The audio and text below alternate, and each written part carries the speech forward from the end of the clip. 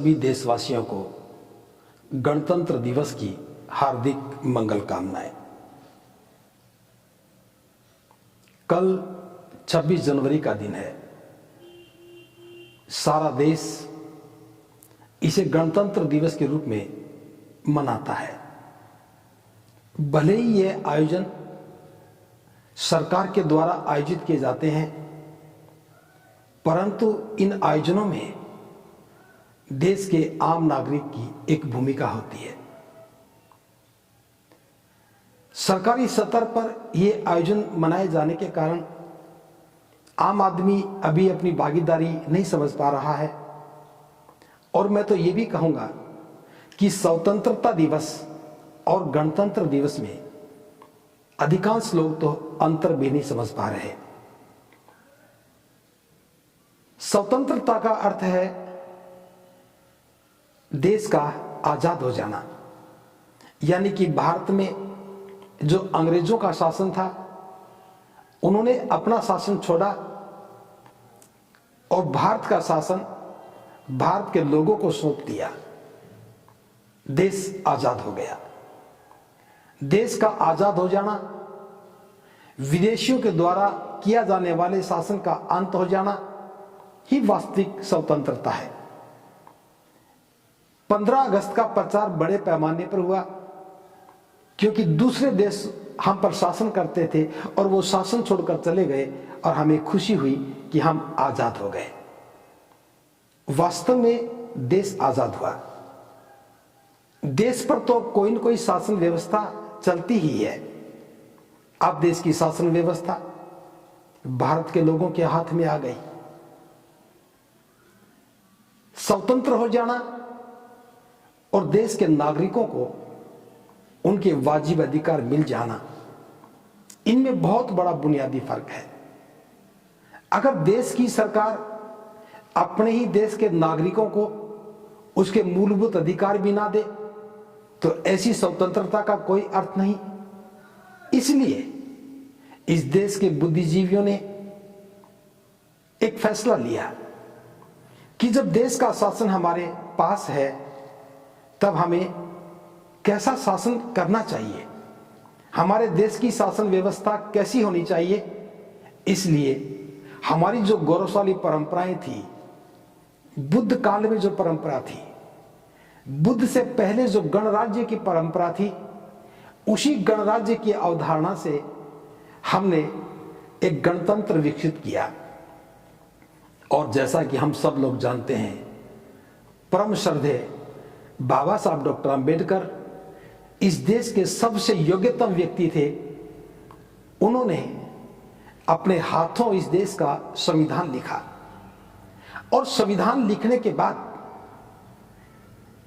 बाबा साहब का लिखा हुआ संविधान 26 जनवरी 1950 को इस देश में लागू हुआ। सही अर्थों में 26 जनवरी 1950 को देश के आम व्यक्ति के द्वारा चुनी हुई आम व्यक्ति की सरकार, या यूं कहें कि जनता के द्वारा चुनी हुई जनता की सरकार इस देश पर शासन करने लगी। और इस सरकार का एक मकसद था, एक अवधारणा थी। यह संविधान की मूलभूत अवधारणा है कि शासन इस देश के आम नागरिकों का हो। देश का प्रत्येक नागरिक अपना प्रतिनिधि चुने और चुने हुए प्रतिनिधि एक वेलफेयर गवर्नमेंट के रूप में, एक लोगों के द्वारा चुनी हुई सरकार लोगों के कल्याण के लिए काम करे। दूसरे अर्थों में हम कह सकते हैं देश में एक कल्याणकारी शासन व्यवस्था की स्थापना हुई। ये कल्याणकारी शब्द क्या है कि देश का शासन अपनी सारी शक्तियों को लगा करके देश के लोगों का कल्याण करने का काम करेगा। इसलिए देश के लोगों को मूलभूत अधिकार दिए गए।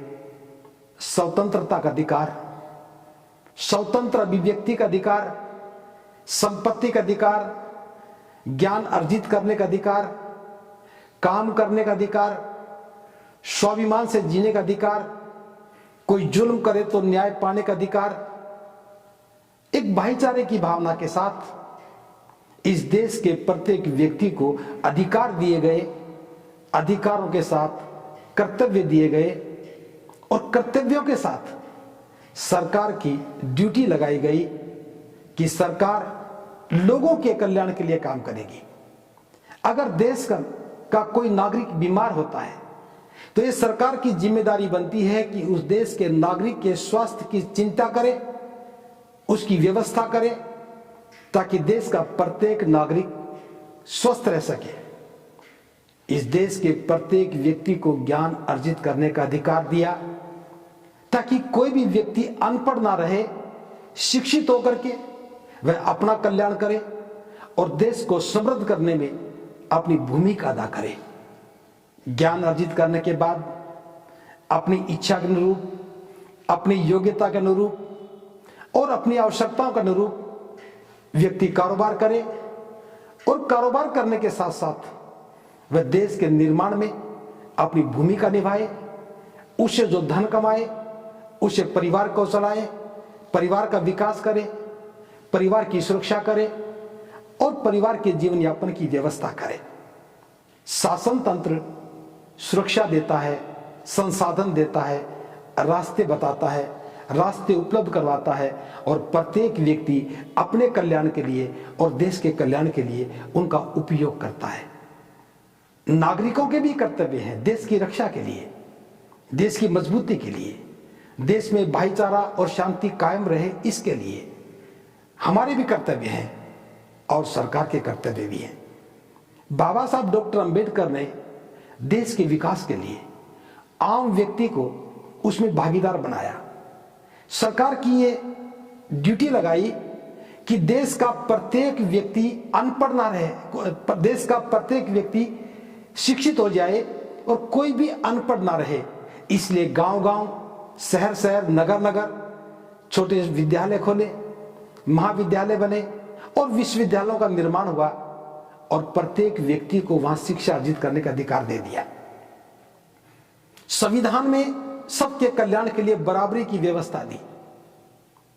लेकिन जिन लोगों की मानसिकता में एक गणराज्य की अवधारणा नहीं है, जो देश के विकास से कोई सरोकार नहीं करना चाहते, जो अपनी प्रभुसत्ता को स्थापित करने के लिए आम लोगों को अधिकारों से और विकास से वंचित रखना चाहते हैं, उन लोगों ने चोरी छिपे एक नई व्यवस्था खड़ी कर ली कि अपने लिए, साधन संपन्न लोगों के लिए निजी क्षेत्र विकसित कर लिया।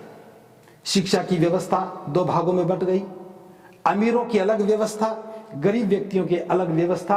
अब गरीबों की व्यवस्था चरमराने लगी और अमीर लोगों की व्यवस्था गौरवशाली बनने लगी।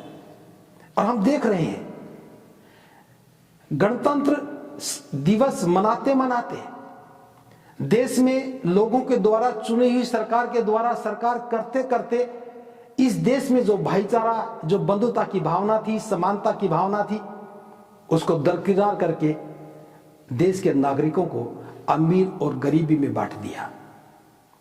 जातीय भेदभाव से जो वैमनस्य पैदा हुआ था, जातीय भेदभाव से जो लोगों के बीच में दीवारें खड़ी हो गई थी, संवैधानिक प्रावधानों के तहत उसे खत्म करना चाहिए था। जाति के अहंकार को खत्म करके, जाति की मानसिकता को खत्म करके एक भाईचारा बनाना चाहिए था।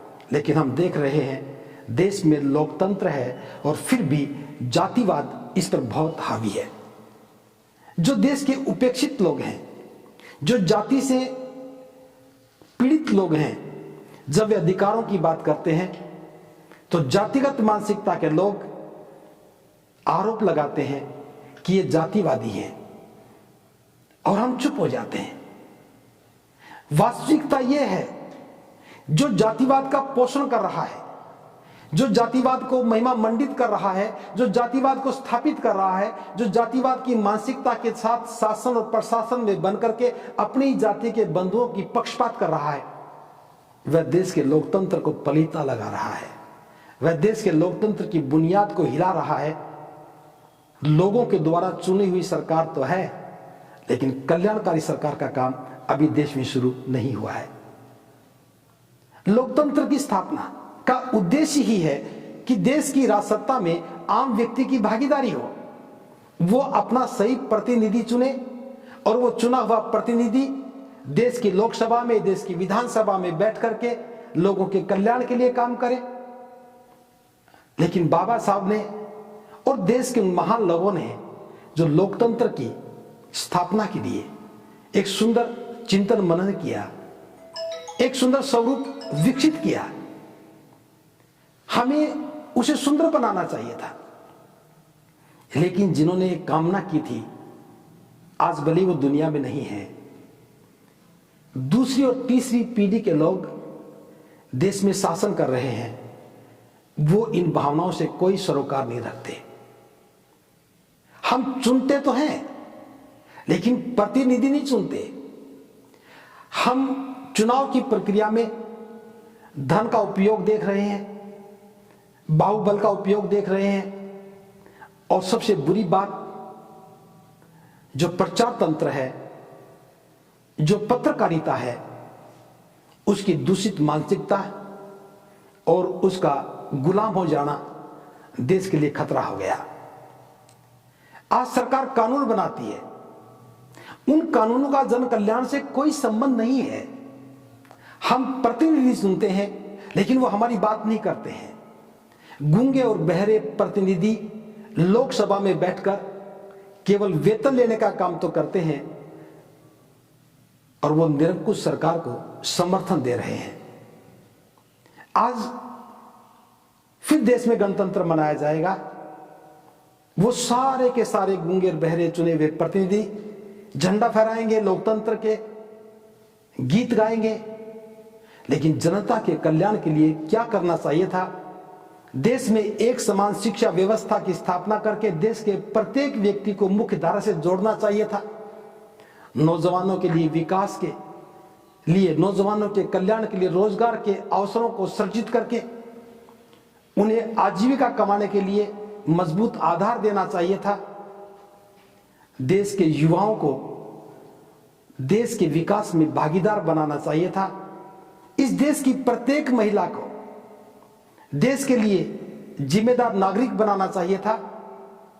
लेकिन हम विकास केवल सड़कों का निर्माण, सड़कों पर पुल बना देना और बड़ी बड़ी इमारतों को ही देश में विकास मान लिया गया।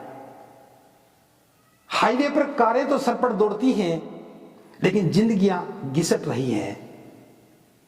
जिनके पास साधन है उन्हें जल्दी पहुंचने की चिंता है और जिनके पास साधन नहीं है वे एक एक दिन बड़ी मुसीबत के साथ काट रहे हैं।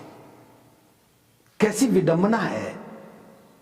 देश विकास कर रहा है और देश का आम आदमी राशन की दुकानों पर लाइनों में खड़े होकर के 5 किलो अनाज के लिए इंतजार कर रहा है।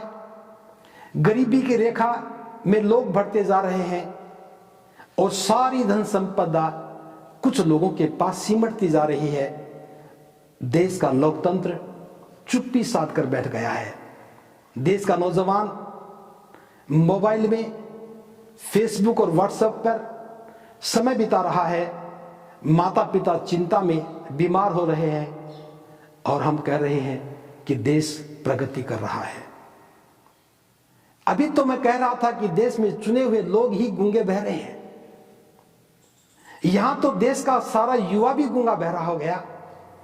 यहां तो देश का आम नागरिक भी केवल आजीविका के साधन ढूंढने और चिंता में ही मस्त हो गया। वह दुख जाहिर कर लेता है लेकिन प्रतिकार नहीं करता है और नागरिकों का चुप हो जाना लोकतंत्र की बुनियाद के लिए खतरनाक संकेत है। पत्रकारिता का लुप्त हो जाना, पत्रकारों के द्वारा सरकार का ही महिमा मंडन करना, लोकतंत्र पर जन कल्याणकारी नीतियों पर चर्चा न करना, देश की संसद का मौन हो जाना, बुद्धिजीवियों का चुप हो जाना लोकतंत्र के लिए खतरनाक संकेत है। आज देश की शासन व्यवस्था में गहरी खामोशी छाई है। चुनाव आयोग नजर नहीं आता, प्रशासन कानून की भाषा नहीं समझता, बिना न्यायिक प्रक्रिया के लोगों को दंड दिया जाता है, जो संविधान की मूल भावनाओं को चकनाचूर करने का काम करता है। कल 26 जनवरी का दिन है, रंगारंग कार्यक्रम होंगे, सैनिकों की परेड भी होगी, तिरंगा झंडा फहराया जाएगा, देश के राष्ट्रपति द्वारा संदेश दिया जाएगा, कुछ रंगारंग कार्यक्रम भी होंगे, लेकिन एक चीज गौण होगी, वो होगी कल्याणकारी सरकार, लोगों के द्वारा चुनी हुई जन कल्याणकारी सरकार, वो शायद नजर नहीं आएगी। खौफ और खामोशी का वातावरण देश के लिए अच्छा नहीं है। भारत के संविधान को समझना पड़ेगा, जनता को जागरूक होना पड़ेगा, क्षेत्र भाषाओं की दीवारों से बाहर निकल करके जाति जैसी घृणित मानसिकता की बीमारी को खत्म करके देश के प्रत्येक नागरिक को देश के विकास के लिए काम करना होगा।